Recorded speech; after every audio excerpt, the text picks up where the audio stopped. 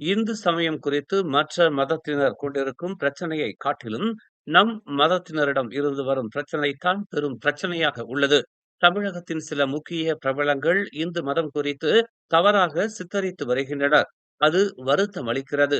ஆனால் இங்கு அப்படி இல்லை.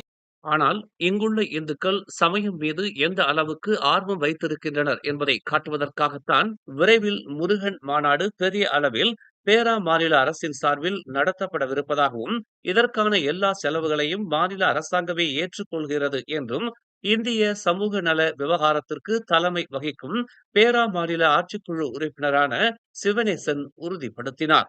அர்த்தமுள்ள இந்த சமய மாநாட்டின் மூலம் இளைய சமூகத்திற்கு ஆன்மீகத்தை பற்றிய விழிப்புணர்வு ஏற்படும் என்றும், இம்மாநாட்டின் மூலம் இந்து சமயத்தை தாக்கி பேசுகிறவர்களுக்கு ஒரு பாடமாகவும் இது அமையும் என்றும் சிவனேசன் சுட்டிக்காட்டினார்.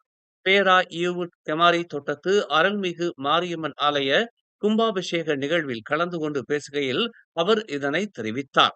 ஆட்சிக்குழு உறுப்பினரான சிவனேசன் 60,000 ரிங்கிட் மாதிரி காசோலையை வழங்கினார்.